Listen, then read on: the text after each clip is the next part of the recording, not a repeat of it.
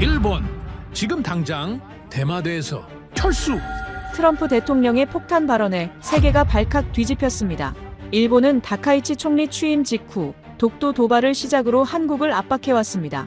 70년 동맹, 최강대국 미국을 믿었기 때문이죠. 독도는 일본 땅입니다. 날이 갈수록 심해지는 일본의 오만함. 그러나 그 어떤 나라도 제지하지 못했죠. 하지만 바로 그때 대한민국의 반격이 시작됐습니다. 지난 30년간 일본은 대마도의 역사를 조작해왔습니다. 유엔 동북아 분석관의 충격적인 발표에 전 세계가 얼어붙었고 일본의 조작 증거가 만천하에 드러나자 일본은 빠르게 무너지기 시작했습니다. 도대체 무슨 일이 벌어진 걸까요? 일본이 감추던 추악한 진실, 지금 시작합니다. 구독과 좋아요로 대한민국의 힘찬 미래를 함께 응원해주세요. 일본은 대마도에서 철수하라. TV 화면 속 트럼프 대통령의 입에서 그 문장이 나온 순간 사무실 전화 세대가 동시에 울리기 시작했습니다. 2025년 11월 20일 워싱턴 DC의 평범한 오후였어요. 저는 이안박 워싱턴의 한 싱크탱크에서 동북아 영토 문제를 연구하는 소장입니다. 41년 전 서울에서 태어나 12살에 미국으로 건너왔고 국제정치학 박사 학위를 받은 뒤 20년 가까이 이 분야에서 일해왔어요. 전화벨이 멈추질 않았습니다. 첫 번째는 백악관 NSC였고 두 번째는 UN 사무총장실이었어요. 세 번째 전화를 받기도 전에 TV 화면이 분할되기 시작했습니다. CNN, BBC, NHK가 동시에 속보 자막을 내보내고 있었어요. 화면 하단에 빨간 띠가 흘렀습니다. 속보 트럼프, 일본의 대마도 철수 요구. 독도 문제도 재검토하겠다. 트럼프 대통령이 말을 이었습니다. 저는 리모컨을 쥔 손이 굳어지는 걸 느꼈어요. 동북아 영토 문제를 20년간 연구하면서 이런 발언이 미국 대통령의 입에서 나올 거라고는 한 번도 예상하지 못했습니다. 백악관 기자실의 기자들도 술렁거렸어요. 누군가 손을 들었지만 트럼프 대통령은 그대로 연단을 떠났습니다. 백악관 전화를 먼저 받았습니다. NSC 국장 제임스의 목소리가 들렸어요. 박 소장, 지금 TV 보고 있나? 보고 있습니다. 72시간이야. 독도와 대마도에 대한 중립적 보고서가 필요해. 자네가 적임자야. 중립적이라는 단어가 귀에 걸렸습니다. 저는 한국계 미국인이에요. 그 사실을 제임스도 알고 있었어요. 한국계라서 편향 논란이 생길 수 있습니다. 그래서 자네가 필요한 거야. 한국을 아는 사람이 객관적으로 쓴 보고서, 그게 설득력이 있어. 잠시 침묵이 흘렀습니다. 제임스가 말을 이었어요. 자네 보고서는 NSC에서 다 검토했어. 센카쿠 분석, 남중국해 보고서, 카슈미르 현황까지. 감정 없이 데이터로만 쓰더군. 그게 자네 강점이야. 그 말이 칭찬인지 압박인지 분간이 되지 않았습니다. 전화를 끊자마자 UN 사무총장실에서 다시 연락이 왔습니다. 구테우스 사무총장의 보좌관이었어요. 안보리에서 동북아 영토 문제를 긴급 의제로 올릴 예정이니 전문가 브리핑을 요청한다는 내용이었습니다. 백악관과 UN이 동시에 저를 찾고 있었어요. 이건 우연이 아니었습니다. 누군가 미리 조율해둔 거였어요. TV 화면에서는 도쿄의 반응이 나오기 시작했습니다.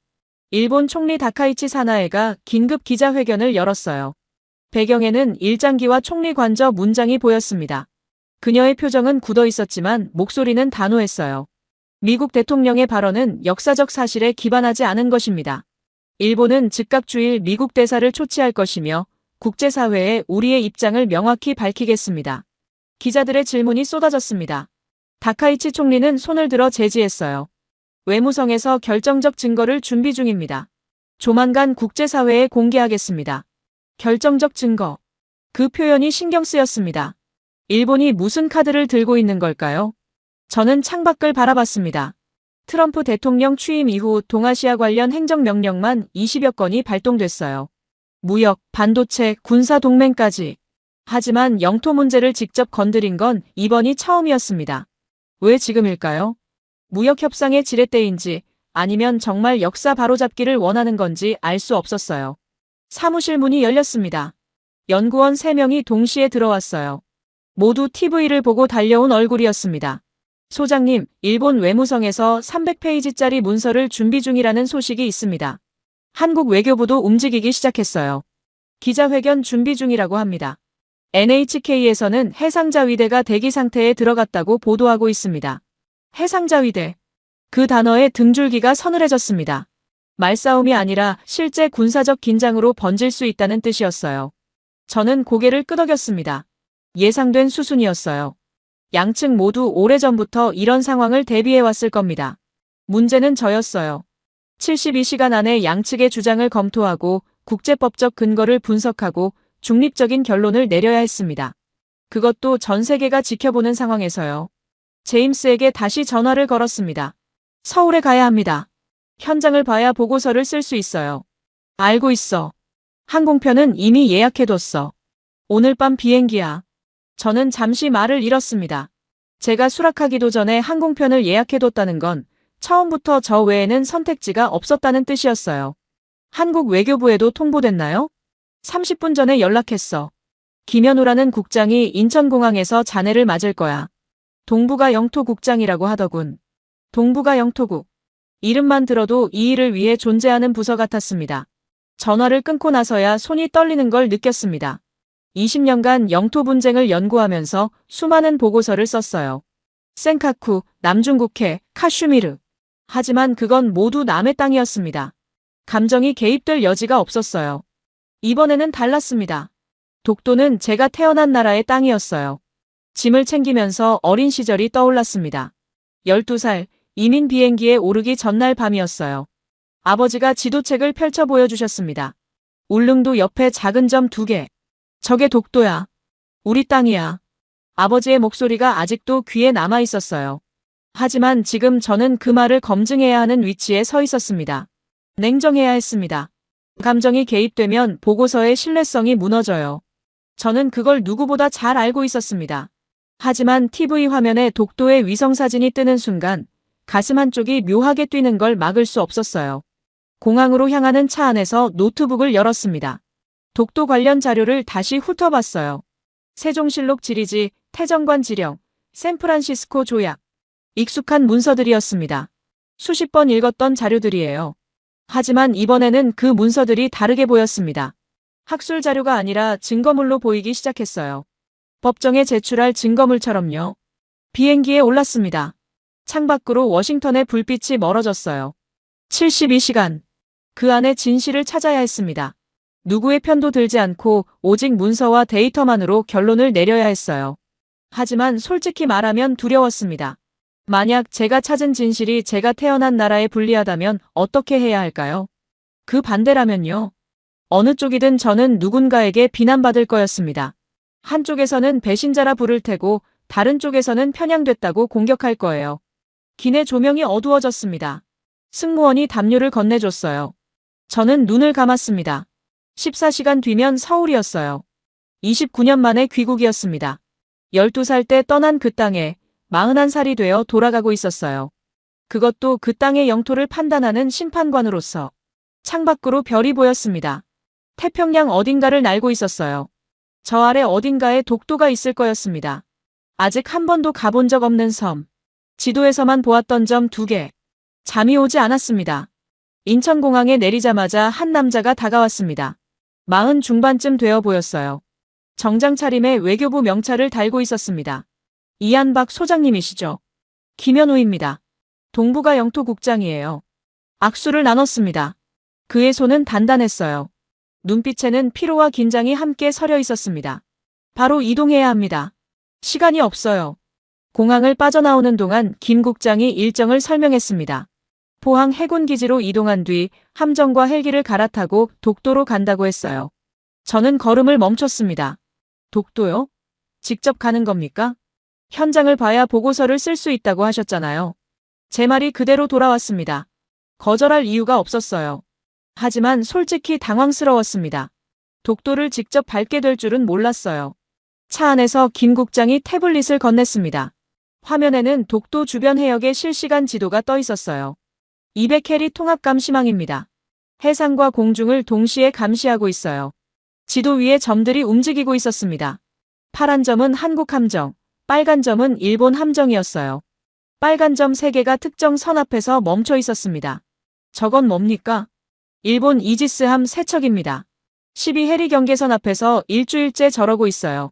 12해리. 영해의 경계였습니다. 저 선을 넘으면 한국 영해를 침범하는 거예요.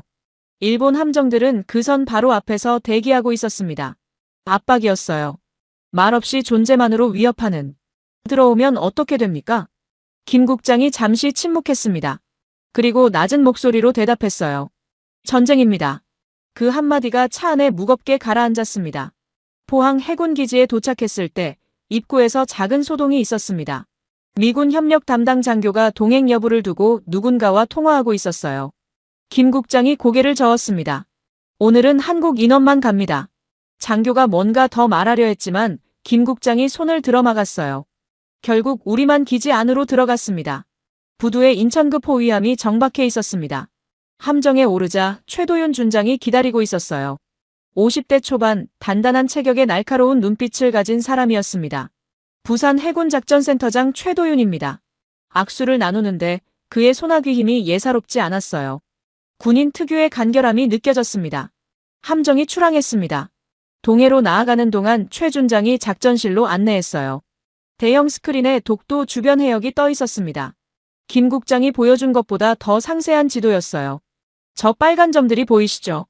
최 준장이 레이저 포인터로 화면을 가리켰습니다. 일본 해상보안청 순시선입니다. 어제부터 통신을 시도하고 있어요. 무슨 통신입니까? 독도는 일본 영토니 접근하지 말라는 경고요. 하루에 서너 번씩 보내옵니다. 저는 화면을 바라봤습니다. 일본은 말로 영유권을 주장하고 있었어요. 그런데 한국은 함정과 감시망으로 바다를 지키고 있었습니다. 말과 행동의 차이가 눈에 보였어요. 울릉도를 지나 헬기로 갈아탔습니다. 헬기가 이륙하자 승무원이 서류 한 장을 건넸어요. 일본 해상보안청 통신 시도 내역입니다. 지난 일주일간 총 23회, 23번. 일주일 동안 하루 평균 3번 이상 통신을 보낸 거였습니다. 저는 서류를 접어 주머니에 넣었어요. UN 보고서에 포함시킬 자료였습니다. 헬기 창밖으로 섬이 보이기 시작했습니다. 처음에는 점처럼 작았어요. 가까워질수록 윤곽이 선명해졌습니다.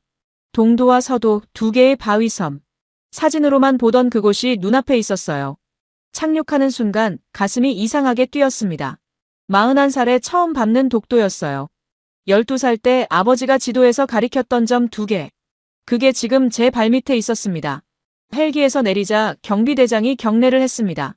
독도 경비대장 박준호 경위입니다. 40대 초반으로 보이는 그는 씩씩한 목소리로 말했어요.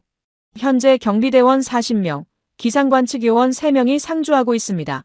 43명. 이 작은 섬에 43명이 살고 있었습니다. 일본이 무인도라고 주장하는 그곳이에요. 경비대장이 시설을 안내하기 시작했습니다. 등대가 있었어요. 기상관측소가 있었습니다. 통신 안테나가 하늘을 향해 솟아 있었어요. 360도 레이더가 쉬지 않고 돌아가고 있었습니다. 수중 센서도 있습니다. 경비대장이 모니터 앞으로 안내했어요. 화면에 해저 지형이 표시되어 있었습니다. 작년에 일본 잠수함이 접근한 기록입니다. 화면에 빨간 선이 그려졌습니다. 잠수함의 이동 경로였어요. 영해선 근처까지 왔다가 돌아간 흔적이 선명했습니다. 들어오지는 않았군요. 네. 들어오면 전쟁이니까요. 또 그 단어였습니다. 전쟁. 이 섬을 지키는 사람들은 그 단어를 아무렇지 않게 말했어요. 하지만 그 무게를 모르는 건 아닐 거였습니다. 경비대장이 두꺼운 장부를 꺼냈습니다. 국기 개항하강 기록입니다. 70년간 단 하루도 빠진 적이 없어요. 장부를 펼쳤습니다. 날짜와 시간, 담당자 이름이 빼곡히 적혀 있었어요. 1954년부터 시작된 기록이었습니다. 한 장 한 장 넘길 때마다 세월의 무게가 느껴졌어요. 70년 동안요? 네. 태풍이 와도 폭설이 내려도 단 하루도 빠뜨리지 않았습니다. 저는 장부를 내려다봤습니다. 이건 기록이 아니었어요. 증거였습니다. 70년간 이 섬을 지켜온 사람들의 증거. 말이 아닌 행동으로 쌓아올린 역사였습니다. 최 준장이 옆으로 다가왔습니다. 대한민국 해군 작전 명령서에는 이렇게 적혀 있습니다. 그가 낮은 목소리로 읊었어요. 독도는 대한민국 영토로서 상시 경계 태세를 유지하며 어떠한 침입도 용납하지 않는다. 상시 경계 태세.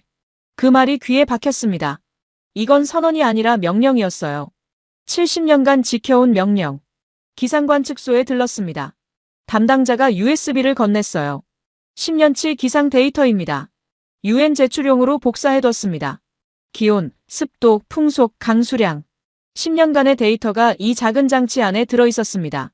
누군가 매일 측정하고 기록한 거였어요. 무인도에서는 불가능한 일이었습니다. 해가 기울기 시작했습니다. 헬기로 돌아가는 길에 경비대장이 말했어요. 소장님, 한 가지 보여드릴 게 있습니다. 그가 가리킨 곳에 작은 표지석이 있었습니다. 대한민국 동쪽 끝이라고 새겨져 있었어요. 여기가 대한민국의 끝입니다. 그리고 동시에 시작이에요. 끝이자 시작. 그 말이 이상하게 가슴에 남았습니다. 헬기에 오르면서 뒤를 돌아봤습니다. 경비대원들이 손을 흔들고 있었어요. 43명의 사람들. 이 외로운 바위섬에서 나라를 지키는 사람들이었습니다. 저는 12살 때 떠난 나라를 객관적으로 평가하러 왔습니다. 중립적인 보고서를 쓰러 왔어요.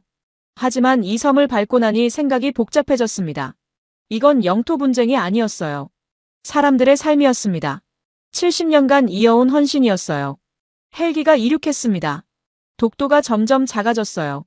다시 점 2개가 되어갔습니다. 하지만 이제 그 점의 의미가 달랐습니다. 울릉도로 돌아오는 동안 김 국장이 물었어요. 어떠셨습니까? 저는 잠시 생각했습니다. 뭐라고 대답해야 할지 몰랐어요. 일본이 무인도라고 주장하던 곳에 43명이 살고 있었습니다. 김 국장이 고개를 끄덕였어요. 더 이상 말이 필요 없다는 표정이었습니다. 포항으로 돌아오는 함정 안에서 창밖을 바라봤습니다. 어둠 속에 동해가 펼쳐져 있었어요. 저 바다 어딘가에 일본 함정들이 대기하고 있을 거였습니다. 그리고 그 너머에서 일본은 결정적 증거를 준비하고 있었어요. 내일은 서울로 가야 했습니다. 한국이 준비한 문서들을 봐야 했어요. 일본의 주장과 비교해야 했습니다. 하지만 오늘 본 것만으로도 한 가지는 확실해졌습니다. 독도는 지도 위의 점이 아니었어요.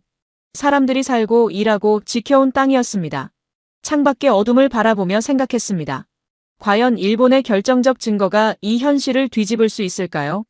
서울 외교부 청사에 도착한 건 다음 날 오전이었습니다. 김현우 국장이 로비에서 기다리고 있었어요. 잘 주무셨습니까? 솔직히 말하면 거의 못 잤습니다. 김 국장이 고개를 끄덕였어요. 그도 마찬가지인 듯 눈 밑에 그늘이 져 있었습니다. 오늘 보여드릴 게 있습니다. 따라오시죠. 엘리베이터를 탔습니다. 김 국장이 누른 버튼은 지하 3층이었어요. 엘리베이터가 내려가는 동안 그가 말했습니다. 지금부터 보시는 건 대회비입니다. 하지만 소장님께는 모두 공개하기로 했어요. 엘리베이터 문이 열렸습니다. 긴 복도 끝에 철제문이 보였어요. 문 앞에 보안 요원 2명이 서 있었습니다. 특별 보관실입니다. 김 국장이 먼저 생체 인증기에 손을 올렸어요. 지문과 홍채를 동시에 스캔했습니다. 그 다음 8자리 비밀번호를 입력했어요. 이중 인증이었습니다. 철제문이 열리는 순간 저는 숨을 멈췄습니다. 거대한 서가가 끝없이 펼쳐져 있었어요. 천장까지 닿는 책장들이 미로처럼 늘어서 있었습니다. 각 서가에는 라벨이 붙어 있었어요. 독도 프로젝트, 대마도 프로젝트, 동해 명칭 프로젝트, 울릉도 역사 기록. 이게 전부 영토 관련 자료입니까? 네. 70년간 수집한 겁니다. 70년. 독도 경비대가 국기를 개항해온 시간과 같았습니다. 밖에서는 사람들이 섬을 지켰고 안에서는 누군가 문서를 모았어요. 말이 아닌 증거로 전쟁을 준비해온 거였습니다. 서가 사이로 한 여성이 다가왔습니다. 50대 초반으로 보였어요. 기록관리과장 정은희입니다. 정 과장이 흰 장갑을 건넸습니다. 문서를 만지실 때는 이걸 착용해주세요. 원본 보존을 위해서입니다. 장갑을 끼고 첫 번째 서가 앞에 섰습니다. 정 과장이 유리 케이스를 열었어요. 안에 낡은 책자가 놓여 있었습니다. 세종실록 지리지입니다. 1454년에 편찬됐어요. 저는 조심스럽게 책장을 넘겼습니다. 한문으로 빼곡히 적힌 글자들 사이에서 우산과 무릉이라는 단어가 눈에 들어왔어요. 우산이 독도의 옛 이름입니까? 네. 570년 전 기록입니다. 일본이 독도를 발견했다고 주장하는 시점보다 400년 이상 앞서요. 정 과장이 옆에 있는 모니터를 켰습니다. 화면에 같은 문서의 고해상도 이미지가 떴어요. 원본은 보존을 위해 거의 꺼내지 않습니다. 대신 디지털 버전으로 연구하고 있어요. 화면을 확대하자 글자 하나하나의 획까지 선명하게 보였습니다. 잉크의 농도, 종이의 질감까지 재현되어 있었어요. 다음 서가로 이동했습니다. 이번에는 일본어로 된 문서였어요. 태정관 지령입니다. 1877년 일본 최고 행정기관인 태정관이 내린 공식 문서예요. 문서를 읽어 내려갔습니다. 죽도 외 일도의 건에 대해 본방은 관계없다고 심득할 것. 죽도는 울릉도, 일도는 독도를 가리켰어요. 일본 스스로 독도가 자국 영토가 아니라고 인정한 겁니까? 네. 일본 정부의 공식 문서입니다. 저는 잠시 멈춰섰습니다. 이건 한국 측 주장이 아니었어요. 일본이 스스로 작성한 문서였습니다. 부정할 수 없는 증거였어요. 정 과장이 다른 파일을 꺼냈습니다. 일본 측 반론 자료입니다.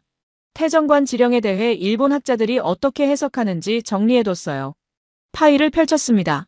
일본 측은 일도가 독도를 가리키는지 불분명하다고 주장하고 있었어요. 하지만 그 아래에는 한국과 국제학자들의 반박이 정리되어 있었습니다.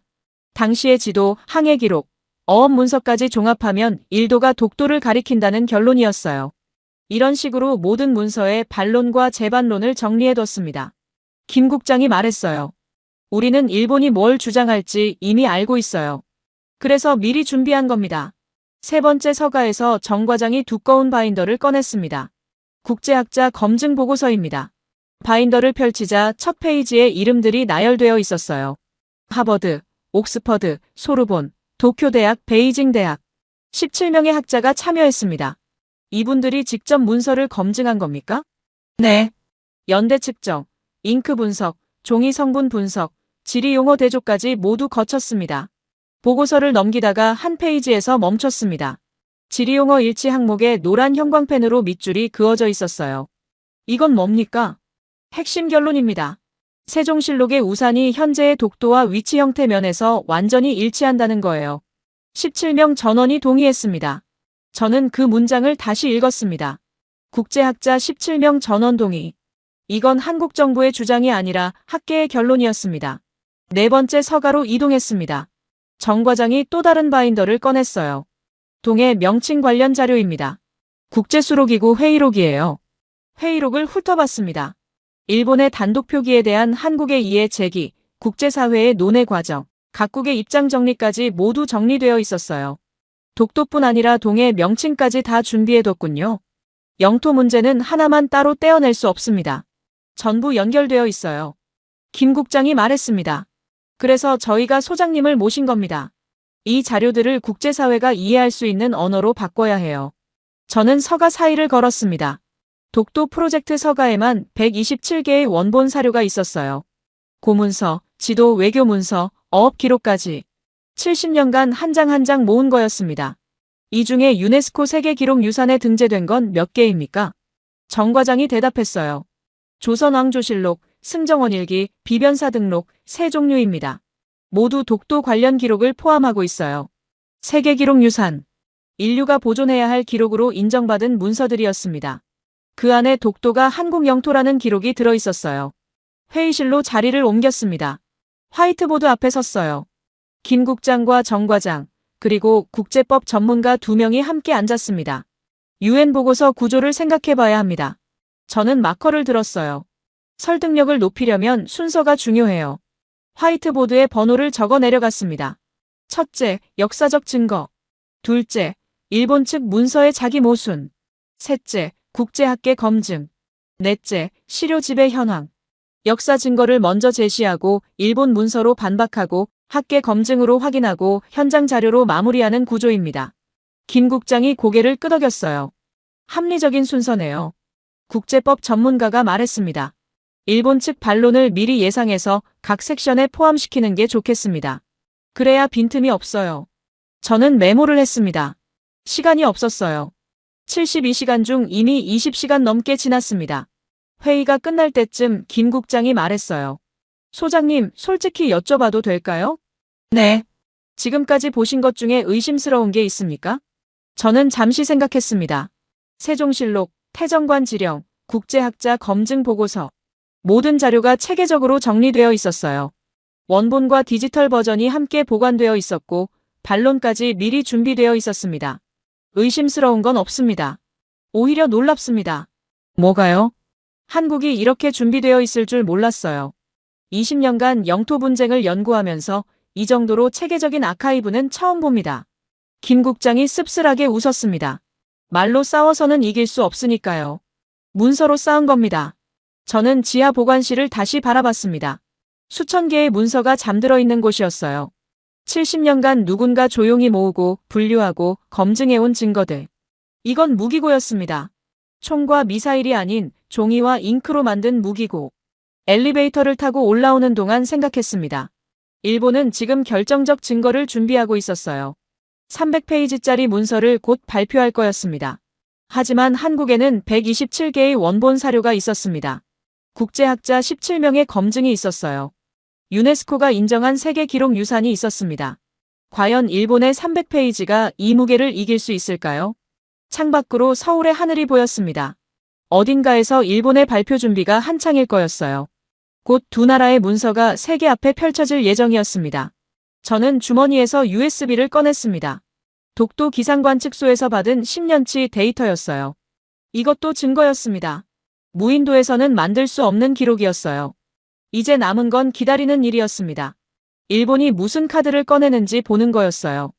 그날 밤 호텔방에서 뉴스를 켰습니다. NHK가 긴급 속보를 내보내고 있었어요. 일본 외무성, 내일 오전 독도 관련 결정적 증거 발표 예정.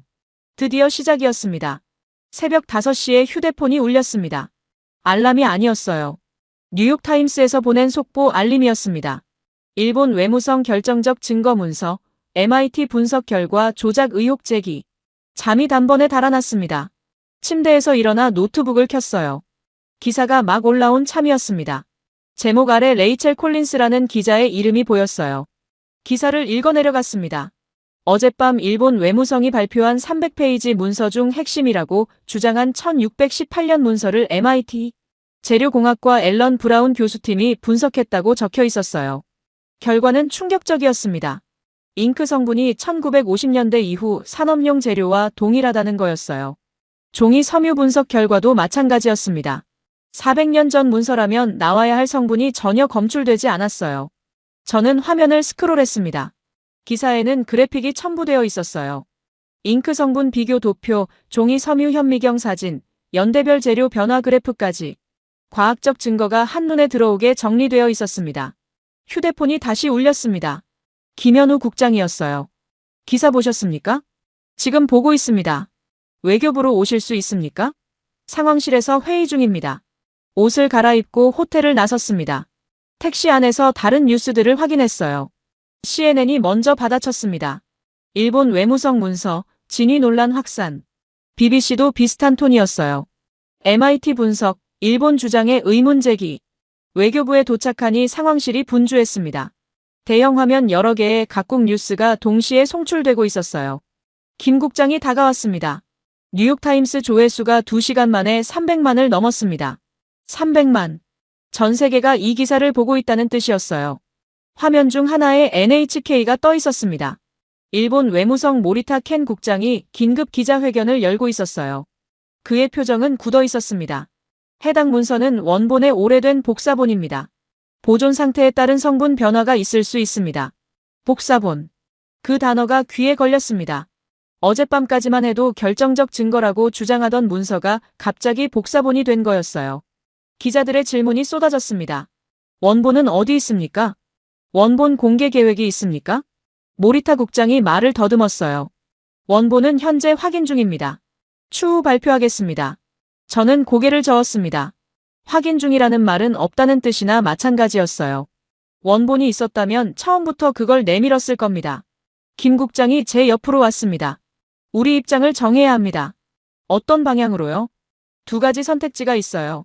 일본을 직접 공격하거나 중립적인 입장을 유지하거나. 저는 잠시 생각했습니다. 직접 공격은 위험했어요. 일본이 반격할 빌미를 줄 수 있었습니다. 하지만 너무 소극적이면 기회를 놓칠 수도 있었어요. 중립을 유지하되 한 가지만 강조하면 됩니다. 뭔데요? 우리는 검증을 요구했을 뿐이라고요. 김 국장이 고개를 끄덕였습니다. 우리가 조작을 주장한 게 아니라 국제학계가 검증한 거라는 뜻이군요. 네. 한국은 손에 진흙을 묻히지 않아도 됩니다. MIT가 대신 해줬으니까요. 회의실에서 성명서 초안이 작성되기 시작했습니다. 영어와 프랑스어로 동시에 번역되었어요. 핵심 문장은 하나였습니다. 대한민국은 모든 역사 문서에 대한 과학적 검증을 환영하며 국제사회의 객관적인 판단을 존중한다. 공격하지 않으면서도 일본의 신뢰를 무너뜨리는 문장이었습니다. 오전 9시 뉴욕에서 연락이 왔습니다. 유엔 안보리 의장국에서 긴급회의를 소집한다는 통보였어요. 의제는 동북아 영토 문제 증거 검증 세션이었습니다. 보도 후 6시간도 안 걸렸네요. 김 국장이 말했습니다. 그만큼 파장이 크다는 겁니다. 저는 창밖을 바라봤습니다. 해가 떠오르고 있었어요. 어젯밤 일본은 결정적 증거를 들고 공격해왔습니다. 하지만 해가 뜨기도 전에 그 무기가 부메랑이 되어 돌아갔어요. 휴대폰에 새 메시지가 떴습니다. 백악관 제임스 국장이었어요. NYT 기사 봤나? UN 브리핑 일정 앞당겨졌어. 내일 뉴욕으로 와. 일정이 빨라지고 있었습니다. 72시간 중 이미 30시간 넘게 지났어요. 하지만 상황은 예상보다 빠르게 움직이고 있었습니다. 외교부 직원이 태블릿을 들고 왔습니다. 소장님, NYT 기자 레이첼 콜린스가 인터뷰를 요청했습니다. 저는 잠시 망설였습니다. 언론 인터뷰는 조심해야 했어요. 하지만 이 기자가 MIT 분석을 터뜨린 사람이었습니다. 어떤 경로로 그 정보를 얻었는지 궁금했어요. 화상 통화로 할 수 있습니까? 가능합니다. 회의실 한쪽에 화상 통화 장비가 설치되었습니다. 화면에 30대 중반의 여성이 나타났어요. 짧은 머리에 날카로운 눈빛을 가진 사람이었습니다. 이한박 소장님, 시간 내주셔서 감사합니다. 레이첼 콜린스입니다. 기사 잘 봤습니다. MIT 분석은 어떻게 의뢰하게 된 겁니까? 레이첼이 잠시 웃었어요. 단도직입적이시네요. 좋아요, 솔직하게 말씀드릴게요. 그녀가 설명을 시작했습니다. 일본 외무성이 문서를 발표하기 직전 익명의 제보가 들어왔다고 했어요. 제보자는 문서 원본의 고해상도 이미지를 보내면서 분석해보라고만 적었다고 합니다. 제보자가 누군지 아십니까? 모릅니다. 하지만 일본 내부 사람인 건 확실해요. 외무성 서버에서만 접근 가능한 해상도였거든요. 일본 내부. 누군가 자국 정부의 문서를 언론에 흘린 거였습니다. 내부 고발자가 있다는 뜻이었어요. MIT 분석은 얼마나 걸렸습니까? 앨런 브라운 교수팀이 밤새 작업했어요. 12시간 만에 결론을 냈습니다. 12시간. 일본이 300페이지를 준비하는 동안 MIT는 12시간 만에 그 핵심을 무너뜨린 거였습니다. 소장님, 한 가지 여쭤봐도 될까요? 네. 한국 측 문서도 같은 방식으로 검증받을 의향이 있습니까? 저는 잠시 멈췄습니다. 함정이 될 수 있는 질문이었어요. 하지만 대답은 정해져 있었습니다. 한국 문서는 이미 하버드, 옥스퍼드, 소르본 등 17명의 국제학자가 검증했습니다. 추가 검증을 원한다면 언제든 환영합니다. 레이첼이 고개를 끄덕였어요. 그 답변 기사에 써도 될까요? 물론입니다. 통화가 끝난 뒤 김 국장이 다가왔습니다. 잘 대응하셨습니다. 일본 내부에 누군가 있는 것 같습니다. 내부 고발자요? 네. 외무성 서버에 접근할 수 있는 사람이에요. 누군지는 모르지만 우리 편은 아니더라도 일본 정부 편도 아닌 것 같습니다. 김 국장이 잠시 생각에 잠겼습니다. 그 사람이 또 뭔가를 들고 나올 수도 있겠군요. 가능성은 있습니다. 오후가 되자 상황이 더 악화되었습니다. CNN이 특집 방송을 편성했어요. 일본의 역사 왜곡, 과학이 밝히다라는 제목이었습니다. BBC도 비슷한 프로그램을 내보냈어요. 앨런 브라운 교수가 화상으로 출연해 분석 과정을 설명했습니다. 잉크의 화학 성분을 분석하면 제조 시기를 추정할 수 있습니다. 이 문서의 잉크는 1950년대 이후에 만들어진 산업용 잉크와 동일한 성분을 포함하고 있어요. 화면에 그래프가 떴습니다.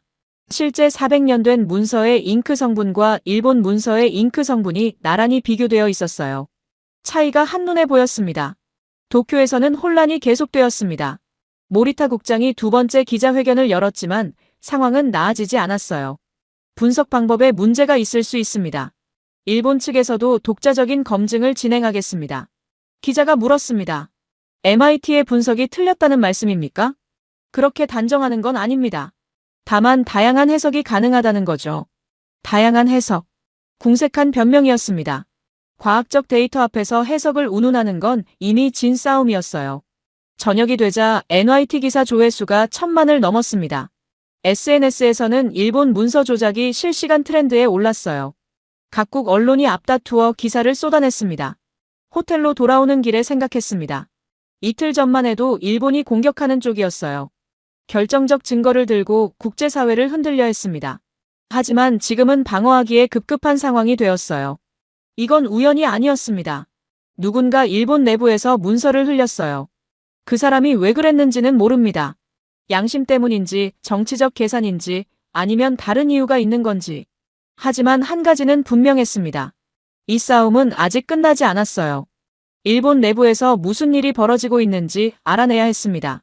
침대에 누웠지만 잠이 오지 않았습니다. 내일 뉴욕으로 가야 했어요. 유엔 안보리 브리핑이 기다리고 있었습니다. 그때 휴대폰이 울렸습니다. 김현우 국장이었어요. 소장님, 지금 통화 가능하십니까? 네, 무슨 일입니까? 그의 목소리가 낮아졌습니다. 일본에서 누군가 한국으로 오고 있습니다. 외무성 사람이에요. 내부 고발자입니까? 아직 확실하지 않습니다. 하지만 대마도 관련 문서를 갖고 있다고 합니다. 대마도. 트럼프 대통령이 떠나라고 말한 그 섬이었습니다. 내일 오전에 도착할 예정입니다. 만나보시겠습니까? 저는 잠시 생각했습니다. 뉴욕행 일정이 있었어요. 하지만 이건 놓칠 수 없는 기회였습니다. 만나겠습니다. 전화를 끊고 천장을 바라봤습니다. 내부 고발자.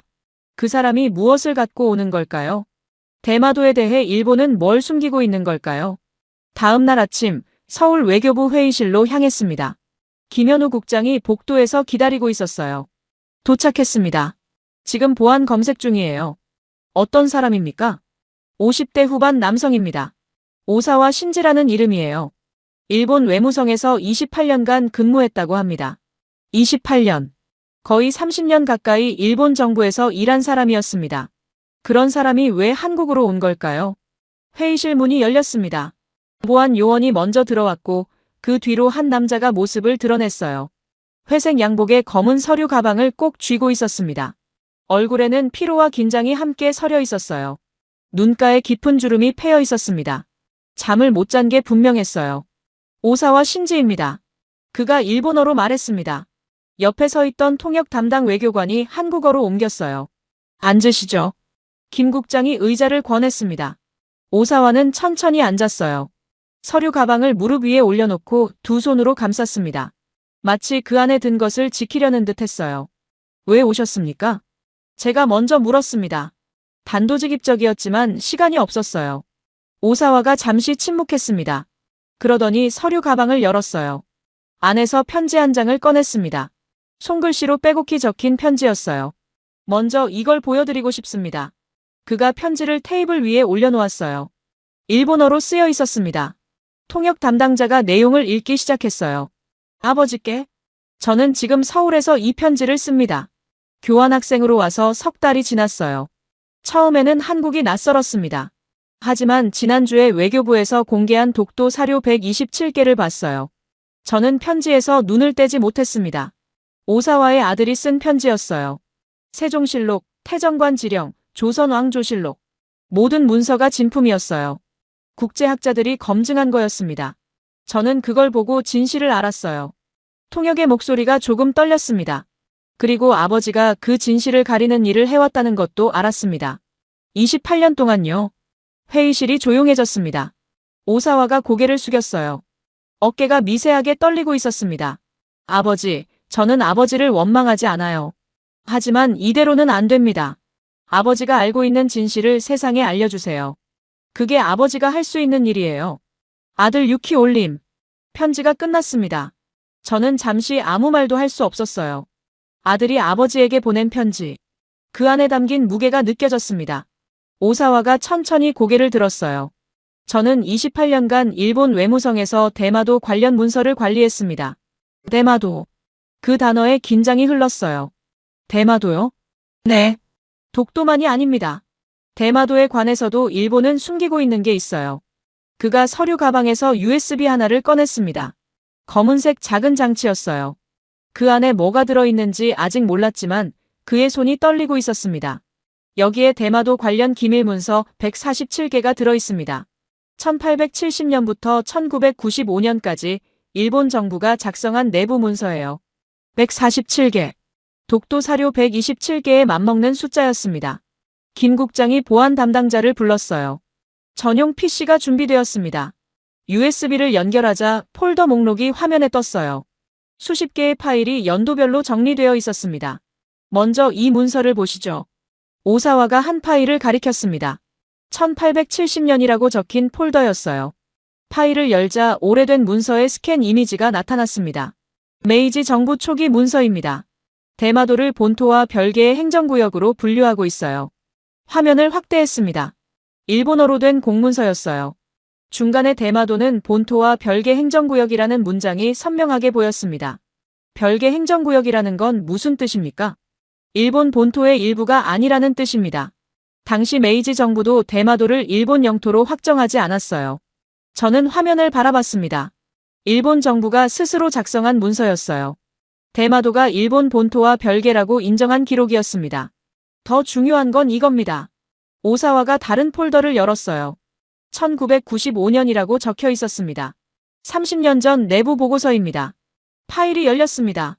일본 외무성 로고가 박힌 공식 문서였어요.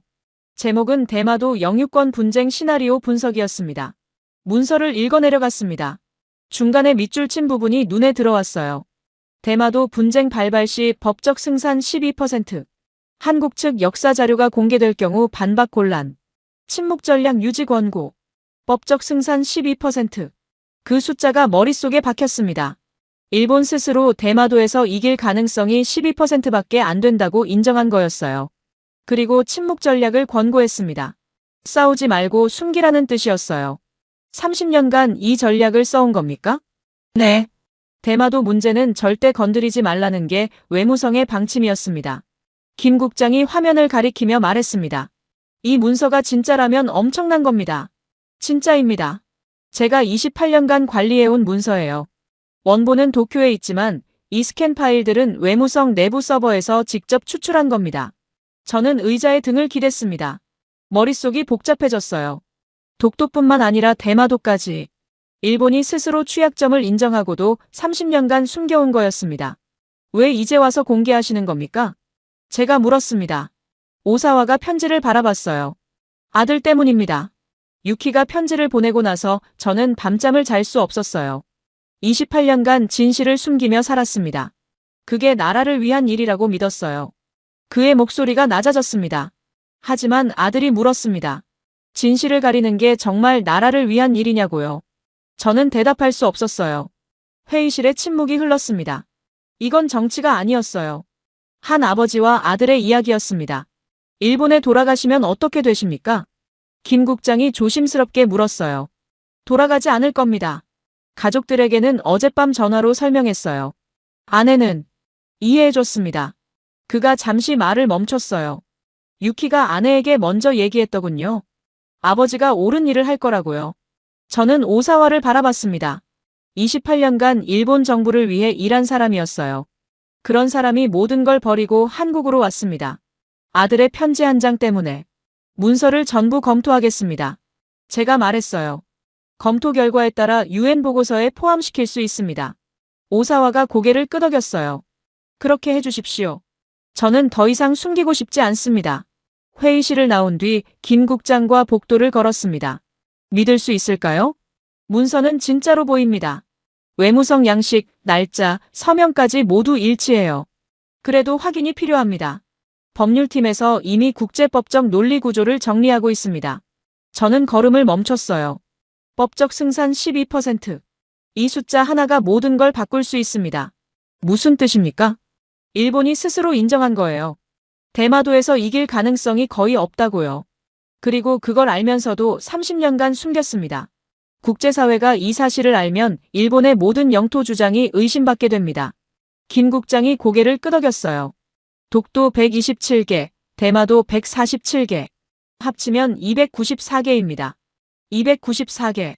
70년간 한국이 모은 문서와 일본 내부에서 흘러나온 문서가 합쳐진 숫자였습니다. 사무실로 돌아와 창밖을 바라봤습니다. 오사와 신지. 그는 나라를 배신한 걸까요? 아니면 진실편에 선 걸까요? 정답은 없었어요. 하지만 한 가지는 확실했습니다. 아들의 편지 한 장이 28년의 침묵을 깨뜨렸어요. 진실은 때로 가장 가까운 사람의 목소리로 찾아오는 거였습니다. 휴대폰이 울렸습니다. 뉴욕에서 온 연락이었어요. UN 브리핑 일정이 또 앞당겨졌습니다. 하지만 그 전에 해야 할 일이 있었어요. 대마도 문서 147개. 그 안에 뭐가 더 있는지 확인해야 했습니다. 부산으로 향하는 KTX 안에서 오사와의 문서를 다시 훑어봤습니다. 147개의 파일 중 절반 정도를 검토한 상태였어요. 하나같이 충격적인 내용이었습니다. 김현우 국장이 맞은편에 앉아 있었어요. 최도윤 준장이 기다리고 있습니다. 작전센터에서 보여줄 게 있다고 하더군요. 뭔데요? 대마도 해협 시뮬레이션입니다. 대마도 해협. 오사와 문서에서도 계속 등장하던 단어였어요. 일본이 왜 그토록 대마도를 포기할 수 없는지 그 이유가 해협에 있다고 했습니다. 부산역에 도착하자 해군 차량이 대기하고 있었어요. 30분쯤 달려 해군 작전센터에 도착했습니다. 건물 외관은 평범했지만 입구에서부터 보안 검색이 3중으로 진행됐어요. 최도윤 준장이 지하작전실 입구에서 기다리고 있었습니다. 독도에서 만났던 그 날카로운 눈빛 그대로였어요. 오시느라 고생하셨습니다. 바로 시작하죠. 철제 문이 열렸습니다. 안으로 들어서는 순간 저는 발걸음을 멈췄어요. 거대한 스크린이 벽면 전체를 덮고 있었습니다. 화면에는 대마도 해협의 3차원 지도가 떠 있었어요. 한반도와 일본 열도 사이에 놓인 좁은 바다. 그 위로 수백 개의 점들이 움직이고 있었습니다. 저 점들이 뭡니까? 실시간 선박 위치입니다. 지금 이 순간 해협을 통과하고 있는 배들이에요. 점들이 끊임없이 흘러가고 있었어요. 마치 혈관 속 혈액처럼 쉬지 않고 움직였습니다. 최 준장이 레이저 포인터를 들었어요. 대마도 해협은 연간 약 7만 척의 선박이 통과합니다. 일본 해상 무역의 90%가 이 좁은 물길을 지나가요. 7만 척. 90%. 숫자가 머릿속에 박혔습니다. 일본으로 들어가는 석유, 천연가스, 식량, 원자재. 일본에서 나가는 자동차, 전자제품, 기계류. 전부 여기를 통과해요. 화면이 확대됐습니다. 해협의 가장 좁은 구간이 강조됐어요. 이 구간의 폭이 약 50km입니다. 세계에서 가장 붐비는 해상 통로 중 하나예요. 옆에 서 있던 시뮬레이션 담당 장교가 키보드를 두드렸습니다. 화면에 새로운 창이 떴어요. 일본어로 된 문서였습니다. 이건 뭡니까? 일본 경제산업성 내부 보고서입니다. 오사와 씨가 가져온 문서 중 하나예요. 저는 화면을 바라봤습니다. 문서 중간에 빨간 밑줄이 그어진 문장이 있었어요. 해협 봉쇄 시 1개월 내 국가 비상사태 선언 불가피. 그 문장을 읽는 순간 등줄기가 서늘해졌습니다. 일본 정부 스스로 인정한 거였어요. 해협이 막히면 한 달 안에 나라가 마비된다고. 최 준장이 고개를 끄덕였습니다. 우리도 같은 결론에 도달했어요. 시뮬레이션을 돌려봤습니다. 그가 손짓하자 화면이 바뀌었어요. 해협 봉쇄 시나리오라는 제목이 떴습니다. 가상의 상황입니다. 어떤 이유로든 대마도 해협이 봉쇄됐다고 가정해요. 시뮬레이션이 시작됐습니다. 화면 속 선박들이 하나둘 멈추기 시작했어요. 해협 입구에서 정체가 발생했습니다. 24시간 후입니다. 화면 한쪽에 숫자가 떴어요. 일본 무역량 마이너스 43%. 하루 만에 무역량이 절반 가까이 줄어듭니다. 저는 숫자를 바라봤습니다. 하루. 단 하루 만에 43%. 시뮬레이션이 계속됐어요. 화면 속 시간이 흘러갔습니다. 72시간 후입니다. 숫자가 바뀌었어요. 일본 무역량 마이너스 85%. 사흘이면 무역이 거의 마비됩니다. 항구에 물건이 쌓이기 시작해요. 수출 컨테이너는 나가지 못하고 수입 물자는 들어오지 못합니다. 분석요원이 추가 데이터를 불러왔어요. 주유소에서 기름이 바닥나기 시작합니다. 슈퍼마켓 진열대가 비어가요. 공장들이 원자재 부족으로 생산을 멈춥니다. 화면이 다시 바뀌었어요. 1개월 후 GDP 23% 하락. 식량 부족. 국가 비상사태. 저는 그 숫자들을 노트에 적었습니다. 24시간 43%, 72시간 85%, 1개월 GDP 23% 하락. 일본 경제산업성 문서와 우리 시뮬레이션이 거의 같은 수치를 가리키고 있어요. 최 준장이 두 화면을 나란히 띄웠습니다. 일본 내부 보고서와 한국 해군 시뮬레이션. 숫자들이 놀라울 정도로 일치했어요. 일본도 알고 있었던 겁니다. 해협의 중요성을요. 그래서 대마도를 절대 포기할 수 없는 거예요. 최 준장이 화면을 가리켰어요. 대마도는 해협의 중간에 있습니다. 이 섬을 누가 통제하느냐에 따라 해협의 운명이 결정돼요. 저는 지도를 바라봤습니다. 대마도가 해협 한가운데 놓여 있었어요. 마치 목을 조르는 손처럼. 역사적으로도 그랬습니다. 최준장이 다른 화면을 불러왔어요. 고지도가 나타났습니다. 1419년 이종무 장군의 대마도 정벌입니다. 화면에 옛 항해도가 떴어요. 조선 수군의 이동 경로가 표시되어 있었습니다. 당시에도 조류를 이용했어요. 대마도 해협의 조류는 매우 복잡합니다. 이걸 이해하는 쪽이 해상 전투에서 우위를 점했어요. 시뮬레이션 화면이 다시 바뀌었습니다. 현대 해류 지도와 이종무 정벌 항해도가 겹쳐졌어요. 600년 전의 전략과 현대 과학이 만나는 순간이었습니다. 이순신 장군도 마찬가지였어요. 명량해협에서 조류를 활용해 열세를 극복했습니다. 최준장이 저를 바라봤어요. 우리는 이 해협을 수백 년간 지켜왔습니다. 조류도 해류도 모든 걸 알고 있어요. 저는 고개를 끄덕였습니다. 하지만 한 가지 질문이 남아 있었어요. 한국이 실제로 해협을 봉쇄할 의도가 있습니까? 최준장이 잠시 침묵했습니다. 그리고 천천히 대답했어요. 우리는 해협을 봉쇄할 능력이 있습니다. 하지만 사용하지 않기 위해 준비하는 거예요. 무슨 뜻입니까? 억지력입니다.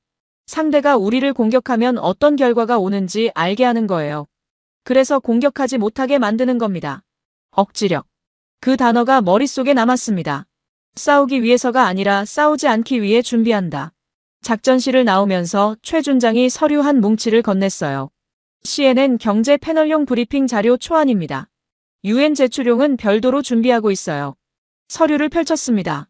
그래프와 숫자들이 깔끔하게 정리되어 있었어요. 7만 척 90%, 43%, 85%, 23%. 이 숫자들이 세상에 알려지면 어떻게 될까요? 일본 주식시장이 흔들릴 겁니다. 엔화도 약세로 돌아설 거예요. 하지만 그게 목적은 아닙니다. 그럼 뭡니까? 진실을 알리는 거예요. 일본이 왜 대마도에 집착하는지 세계가 알아야 합니다. 차를 타고 부산역으로 돌아오는 동안 창밖을 바라봤습니다. 바다가 보였어요. 저 바다 어딘가에 대마도가 있었습니다. 그리고 그 주변을 매일 수천 척의 배가 지나가고 있었어요. 72시간. 그 숫자가 계속 머릿속에 맴돌았습니다. 트럼프 대통령이 저에게 준 시간도 72시간이었어요. 그리고 일본이 무역마비에 빠지는 시간도 72시간. 우연의 일치일까요? 아니면 누군가 이 숫자를 알고 있었던 걸까요? KTX에 올라 노트북을 열었습니다. UN 보고서 초안을 수정하기 시작했어요. 독도 섹션은 거의 완성됐습니다. 이제 대마도 섹션을 추가해야 했어요. 키보드를 두드리면서 생각했습니다. 이건 단순한 영토 분쟁이 아니었어요. 경제 전쟁이었습니다. 해상 무역로를 둘러싼 생존의 문제였어요. 일본은 그걸 알고 있었습니다. 그래서 30년간 침묵했어요. 대마도 문제가 수면 위로 올라오면 해협의 중요성도 함께 드러나니까요. 하지만 이제 모든 게 바뀌고 있었습니다. 오사와의 문서, MIT의 분석, 그리고 오늘 본 시뮬레이션. 퍼즐 조각들이 하나로 맞춰지고 있었어요. 서울에 도착할 때쯤 김 국장에게 메시지가 왔습니다. 내일 오전 규장각 방문 일정 잡혔습니다. 박지훈 교수가 기다리고 있어요. 규장각. 조선시대 왕실 도서관이었던 곳이에요. 거기서 뭘 보여주려는 걸까요? 호텔에 돌아와 침대에 누웠습니다. 천장을 바라보며 오늘 본 숫자들을 떠올렸어요. 7만 척, 90%, 72시간, 85%. 이 숫자들이 UN에 전달되면 세계가 대마도를 다르게 보기 시작할 거였습니다. 작은 섬이 아니라 동아시아 경제의 급소로요. 눈을 감았습니다. 내일은 규장각이었어요. 거기서 또 어떤 진실이 기다리고 있을까요? 잠이 들기 직전 최준장의 말이 떠올랐습니다. 사용하지 않기 위해 준비하는 겁니다. 그 말이 이상하게 마음에 남았어요. 힘은 휘두르기 위해 있는 게 아니었습니다. 휘두르지 않아도 되게 만들기 위해 있는 거였어요. 서울대학교 규장각에 도착한 건 아침 9시였습니다.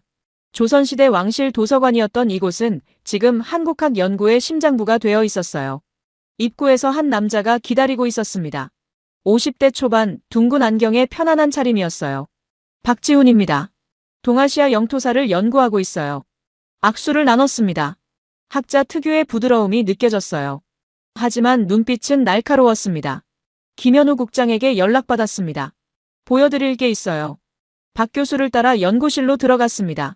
벽면 가득 책장이 늘어서 있었고 중앙에 대형 모니터가 설치되어 있었어요. 연구원 한 명이 키보드 앞에 앉아 있었습니다. 지리정보 시스템을 준비해뒀습니다. 박 교수가 고개를 끄덕이자 연구원이 화면을 켰어요. 동아시아 지도가 떠올랐습니다. 한반도, 일본 열도, 중국, 러시아까지 한눈에 보였어요. 여기서부터 시작하죠. 박 교수가 레이저 포인터를 들었습니다. 화면에 여러 개의 점이 표시됐어요. 독도, 대마도, 오키나와, 센카쿠, 북방 영토, 그리고 홋카이도 북부. 일본이 영토 분쟁을 벌이고 있거나 역사적 논란이 있는 지역들입니다. 저는 화면을 바라봤습니다. 점들이 일본 열도를 둘러싸고 있었어요. 마치 일본이 분쟁의 중심에 서 있는 것처럼 보였습니다. 일본은 각 지역에 대해 서로 다른 논리를 사용합니다. 박 교수가 화면을 바꿨어요. 표가 나타났습니다. 가로축에는 지역 이름이, 세로축에는 세 가지 기준이 적혀 있었어요. 시료 지배, 역사적 연속성, 국제법 승인. 일본이 영토를 주장할 때 사용하는 세 가지 기준입니다. 포인터가 독도 열로 이동했어요. 독도에 대해 일본은 뭐라고 합니까? 역사적으로 일본 영토였고 샌프란시스코 조약에서 한국에 반환되지 않았다고 주장해요. 역사적 연속성과 국제법을 강조하는 거죠. 다음으로 센카쿠 열이 강조됐습니다. 센카쿠에 대해서는요. 무주지였던 곳을 일본이 먼저 발견하고 편입했다고 주장합니다. 시료 지배를 강조해요. 북방영토 열로 넘어갔어요. 북방영토는요. 역사적으로 일본 고유 영토였는데 소련이 불법 점령했다고 주장합니다. 다시 역사적 연속성을 꺼내요. 저는 표를 바라봤습니다. 패턴이 보이기 시작했어요. 일본은 상황에 따라 다른 기준을 선택하고 있었습니다. 문제가 뭔지 아시겠습니까? 박 교수가 물었어요. 기준이 일관되지 않습니다. 맞아요.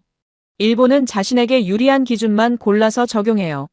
독도에서는 역사를, 센카쿠에서는 시료 지배를, 북방 영토에서는 다시 역사를 들고 나옵니다. 화면이 바뀌었습니다. 오키나와가 확대됐어요. 여기가 핵심입니다. 박 교수의 목소리가 낮아졌어요. 류큐 왕국. 1429년부터 1879년까지 약 450년간 존속한 독립왕국입니다. 450년. 그 숫자가 귀에 박혔습니다. 조선 왕조보다 짧지만 결코 짧지 않은 시간이었어요. 류큐는 중국의 조공을 바치면서도 독자적인 왕조를 유지했어요. 자체 언어, 문화, 외교 체계가 있었습니다. 일본과는 별개의 나라였어요. 화면에 옛 지도가 떠올랐습니다. 류큐 왕국이 독립된 색으로 표시되어 있었어요. 1879년 일본은 류큐를 강제로 병합합니다. 류큐 왕을 도쿄로 끌고 가서 폐위시켰어요. 이게 일본이 말하는 합법적 편입입니다. 저는 잠시 말을 잃었습니다.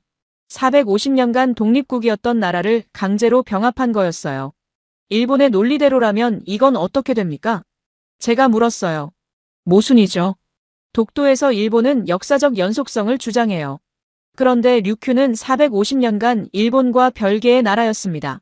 같은 기준을 적용하면 오키나와는 일본 영토가 아니게 돼요. 박 교수가 화면에 새 슬라이드를 띄웠습니다. 빨간 글씨로 한 문장이 적혀 있었어요. 동일 기준 적용 시 일본 영토 주장의 상당수가 붕괴됨. 저는 그 문장을 바라봤습니다. 이건 한국의 주장이 아니었어요. 논리적 귀결이었습니다. 일본 스스로 만든 기준을 일관되게 적용하면 나오는 결론이었어요. 아이누 문제도 있습니다. 박 교수가 홋카이도 북부를 가리켰어요. 아이누는 일본 본토인과 다른 민족이에요. 고유의 언어와 문화가 있었습니다. 일본은 메이지 시대에 아이누 땅을 강제로 편입했어요. 류큐와 같은 패턴입니다. 화면에 유엔 문서가 떠올랐습니다. 2008년 유엔은 아이누를 일본의 원주민으로 공식 인정했어요. 일본 정부도 이를 수용했습니다. 그럼 아이누 땅에 대한 권리 문제는요? 아직 논의되지 않았어요. 하지만 류큐와 함께 거론되기 시작하면 일본은 곤란해집니다. 연구실을 나오면서 생각이 복잡해졌습니다. 독도와 대마도만의 문제가 아니었어요. 류큐, 아이누, 센카쿠, 북방 영토. 일본의 영토 논리 전체가 흔들릴 수 있는 거였습니다. 호텔로 돌아와 유엔 보고서를 마무리했습니다.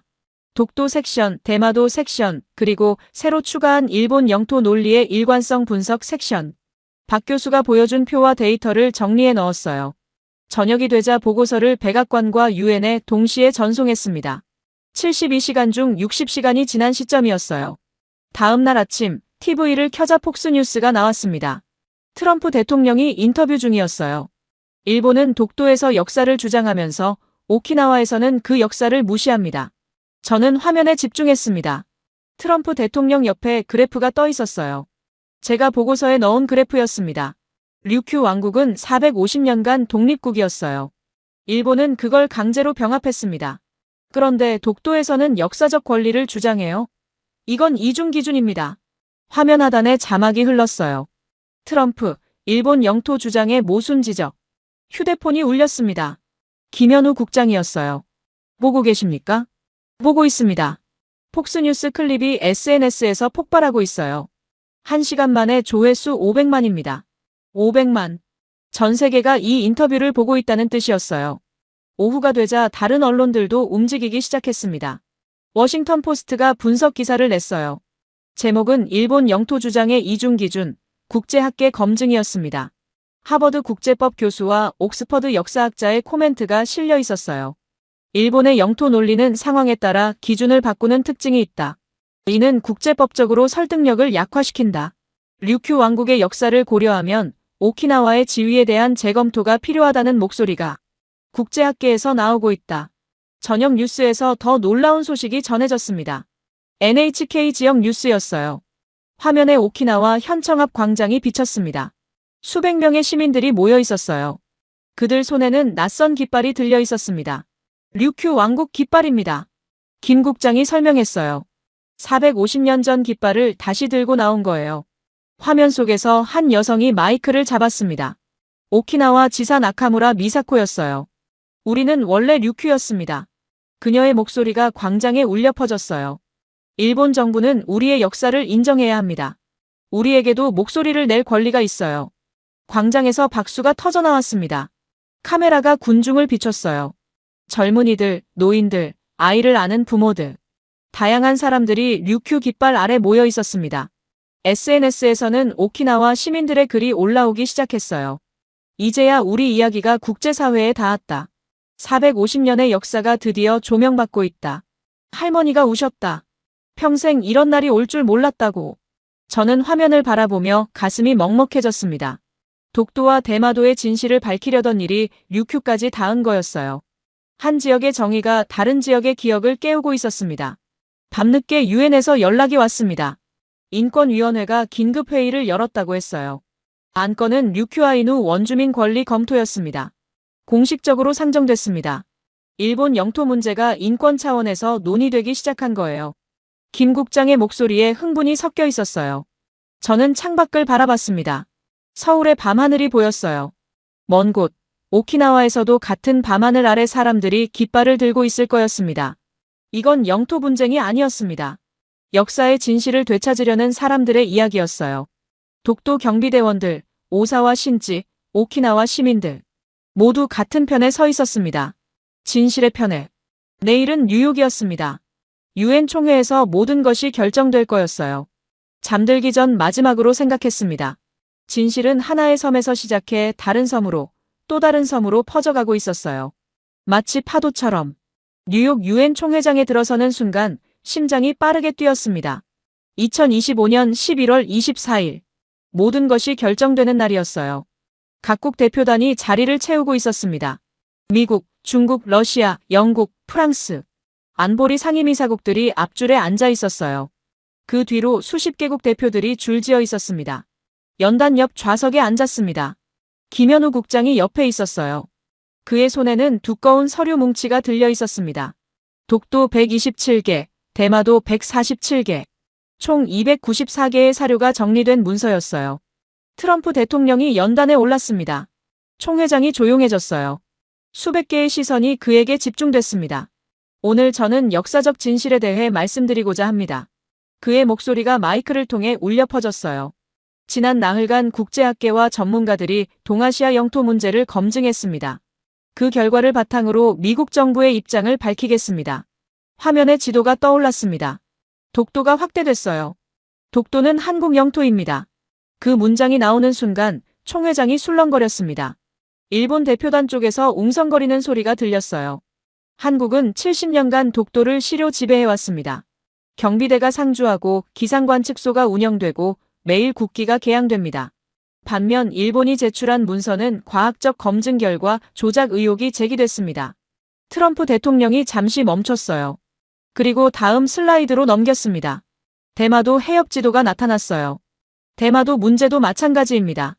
일본 내부 문서에 따르면 일본 정부 스스로 대마도 분쟁 시 법적 승산이 12%에 불과하다고 평가했습니다. 그리고 30년간 이 사실을 숨겨왔어요. 저는 일본 대표단을 바라봤습니다.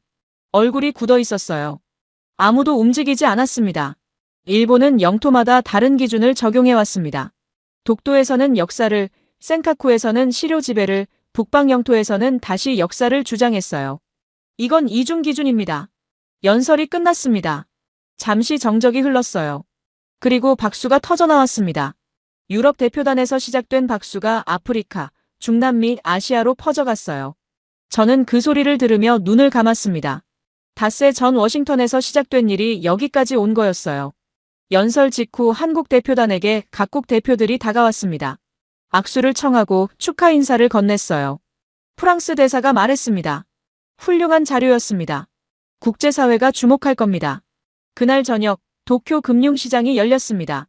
니케이 지수가 개장과 동시에 급락했어요. 엔화도 약세로 돌아섰습니다. 일본 내각은 밤새 비상대책회의를 열었지만 뚜렷한 반론을 내놓지 못했어요. 일주일 후 서울 청와대 영빈관에서 비공식 한일 회담이 열렸습니다. 저도 자문자격으로 참석했어요. 회의실에 들어서자 일본 외무성 차관이 이미 자리에 앉아 있었습니다. 눈가에 피로가 역력했어요. 지난 일주일이 그에게도 힘들었을 거였습니다. 회담은 2시간 동안 진행됐어요. 대부분 실무적인 논의였습니다. 하지만 마지막에 일본 측이 한마디를 했어요. 독도 문제에 대해 유감을 표합니다. 유감. 사과와는 다른 단어였지만 일본이 공식 석상에서 이런 말을 한 건 처음이었어요. 김 국장이 대답했습니다. 우리는 과거가 아니라 미래를 보고자 합니다. 그가 테이블 위에 서류를 펼쳤어요. 통화스와프 500억 달러 규모 협정, 공동역사연구위원회 설립, 청년 교류 프로그램, 문화 교류 패키지. 4가지 제안이 정리되어 있었습니다. 복수 대신 협력을 제안합니다. 일본 측이 서류를 바라봤어요. 잠시 침묵이 흘렀습니다. 그리고 고개를 끄덕였어요. 회담이 끝난 뒤 저는 다시 독도로 향했습니다. 닷새 전 처음 밟았던 그 섬으로요. 헬기에서 내리자 경비대장이 기다리고 있었습니다. 그의 얼굴에 미소가 번져 있었어요. 다시 오셨군요. 악수를 나눴습니다. 그의 손이 따뜻했어요. 유엔 연설 봤습니다. 전 대원이 함께 시청했어요. 경비대원들이 하나둘 모여들었습니다. 40여 명의 얼굴이 보였어요. 70년간 이 섬을 지켜온 사람들의 후예였습니다. 경비대장이 작은 상자를 건넸어요.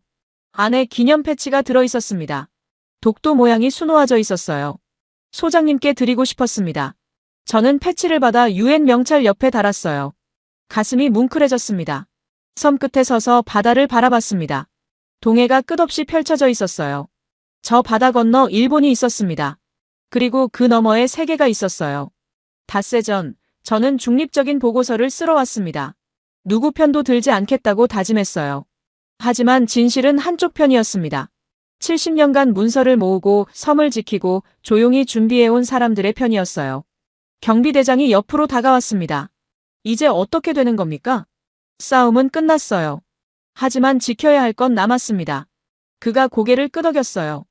우리는 계속 여기 있을 겁니다. 헬기에 오르면서 뒤를 돌아봤습니다. 경비대원들이 손을 흔들고 있었어요. 대한민국의 동쪽 끝에서 창밖으로 독도가 멀어졌습니다. 다시 점 2개가 되어갔어요. 하지만 이제 그 점의 의미를 온 세계가 알았습니다. 70년간 조용히 준비한 나라가 닷새 만에 판을 바꿨어요. 진실은 조용하지만 반드시 이기고 품격은 소리 없이 세상을 움직였습니다. 워싱턴으로 돌아가는 비행기 안에서 창밖을 바라봤습니다. 구름 아래 어딘가에 독도가 있었어요. 그리고 그 섬을 지키는 43명의 사람들이 있었습니다. 눈을 감았습니다. 이제 진짜 끝이었어요. 하지만 동시에 시작이기도 했습니다. 독도와 대마도의 진실이 류큐와 아이누까지 비추기 시작했으니까요.